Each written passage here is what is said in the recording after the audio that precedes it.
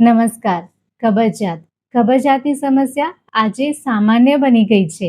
10માંથી 5 વ્યક્તિઓ આ કબજિયાતની સમસ્યાથી પરેશાન છે. જો તમે આ કબજિયાતની સમસ્યાને ધ્યાનમાં નથી લેતા, એને સારું કરવા માટે કોઈ ઉપાય નથી કરતા, તો આ કબજિયાત લાંબા સમય સુધી જો રહે તો એ તમને મોટી મોટી બીમારીઓ ગિફ્ટમાં આપી શકે છે. આપણે મેડિકલ સ્ટોર પર જઈને કોઈ પણ ચૂર્ણ લેતા હોઈએ છીએ અને એમાંનું એક પ્રચલિત ચૂર્ણ છે ત્રિફલા ચૂર્ણ, જે મોટા ભાગના લોકોનું ફેવરેટ છે. પણ શું તમે જાણો છો કે જો આ ત્રિફલા ચૂર્ણને ખોટી રીતે લેવામાં આવે તો એ તમારા આંતરડાને મોટું નુકસાન પહોંચાડી શકે છે? આજે આપણે આયુર્વેદના રિસર્ચના આધારે સમજીશું કે કબજિયાતને દૂર કરવા માટે તમારે ત્રિફલા ચૂર્ણને ક્યારે, કેવી રીતે અને કેટલા પ્રમાણમાં લેવું જોઈએ. આ ત્રિફલાને લેતા સમયે તમારે કઈ સાવધાનીઓ રાખવી જોઈએ. જો તમે પણ પેટની સમસ્યાઓથી કાયમી છુટકારો મેળવવા માંગો છો તો આ વિડીયોને અંત સુધી જરૂરથી જુઓ. સૌથી પહેલા સમજીએ કે આ ત્રિફલા છે શું. ત્રિફલા એટલે 3 ફળોનું સંયોજન. આંબળા, બૈડા અને હરડે. જ્યારે આ ત્રણેય ફળોને સમાન માત્રામાં લેવામાં આવે છે ત્યારે ત્રિફલા બને છે. જુઓ, આયુર્વેદ એવું કહે છે કે કબજિયાત ત્યારે જ થાય છે જ્યારે શરીરની અંદર વાત દોષ વધે છે, આંતરડાની અંદર વૃક્ષતા વધી જાય છે. ત્રિફલા એક મૃદુ વિરેચક છે. એનો અર્થ એ છે કે આંતરડા ઉપર ભાર લગાવ્યા વગર કુદરતી રીતે કચરાને સાફ કરે છે. રિસર્ચ મુજબ ત્રિફલામાં રહેલા ટેનિન અને ગેલિક એસિડ આંતરડાના સ્નાયુઓને મજબૂત બનાવે છે. તે માત્ર પેટ સાફ નથી કરતું, પણ આંતરડાના ગુડ બેક્ટેરિયાને પણ પોષણ આપે છે.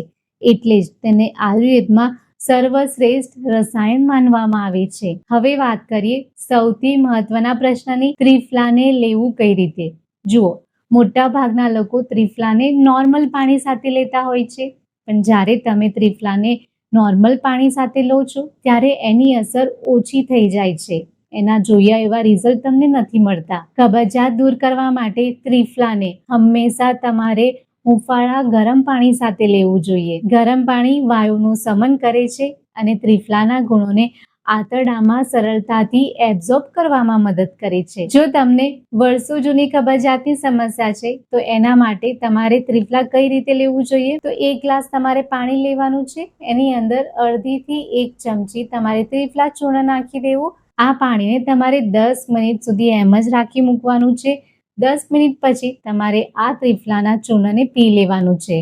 જ્યારે આ રીતે ત્રિફલાને પીવામાં આવે છે ત્યારે એ આંતરડાના ખૂણામાં રહેલા મળને નરમ બનાવે છે અને સવારે પેટ સરળતાથી સાફ થવામાં મદદ મળે છે. ક્યારે અને કેટલા પ્રમાણમાં લેવું. સમય અને પ્રમાણ એ આયુર્વેદમાં એક ઔષધિ જેટલું જ મહત્વનું છે. કબજિયાત માટે સૌથી શ્રેષ્ઠ સમય રાત્રે સૂતા પહેલા છે. રાત્રે લેવાથી તે આખી રાત આંતરડામાં કામ કરે છે અને સવારે તમારું પેટ સરળતાથી સાફ થાય છે. માત્રાની વાત કરીએ તો માત્રા તમારે જાતે જ નક્કી કરવાની છે.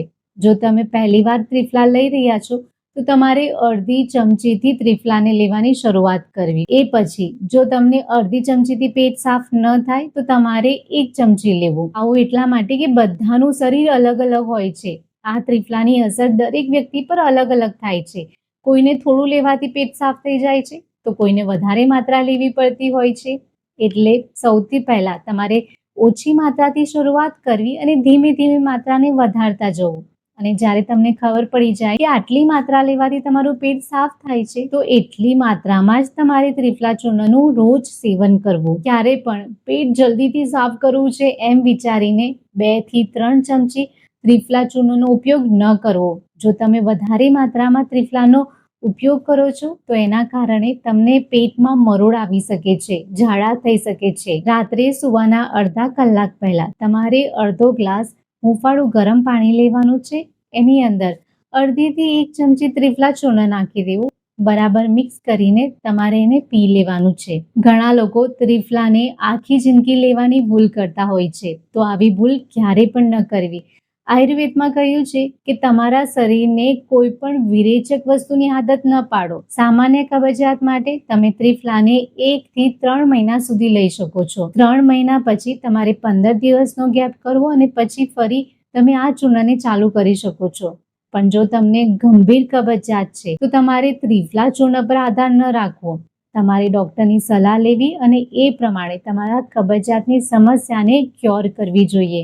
જુઓ, ત્રિફલા કુદરતી હોવા છતાં અમુક લોકો માટે યોગ્ય નથી. ગર્ભવતી મહિલાઓએ ત્રિફલાનું સેવન કરતા પહેલા ડોક્ટરની સલાહ જરૂરથી લેવી. જે લોકોને વારંવાર ઝાડા થતા હોય, આંતરડામાં ચાંદા પડ્યા હોય તો એમણે ત્રિફલાથી દૂર રહેવું. નાના બાળકોએ આયુર્વેદ ડોક્ટરની સલાહ પ્રમાણે જ ત્રિફલા ચૂર્ણનું સેવન કરવું. જો તમે ડાયાબિટીસ અને બીપીની દવા લેતા હોય તો દવા ખાધા પછી 2 કલાકનો ગેપ રાખવો અને એ પછી તમારે ત્રિફલાનું સેવન કરવું. ત્રિફલાનું સેવન કરવાની સાથે સાથે સવારે તમારે ગાયના ઘીને ગરમ પાણી સાથે લેવું જોઈએ. ગાયનું ઘી લેવાથી આંતરડાની અંદર રહેલી રૂક્ષતા ઝડપથી દૂર થાય છે. કબજિયાતની સમસ્યા દૂર કરવામાં તમને મદદ મળે છે. રાત્રે ત્રિફલા લીધા બાદ તમારે તરત જ સૂઈ ન જવું. બની શકે તો 15 મિનિટ વજ્રાસનમાં બેસવાની આદત પાડો. જુઓ, કબજિયાતની સમસ્યા દૂર કરવા માટે ત્રિફલા એક સપોર્ટ તરીકે કામ કરે છે. તમારે એના ઉપર એકદમ જ ડિપેન્ડ ન થઈ જવું જોઈએ.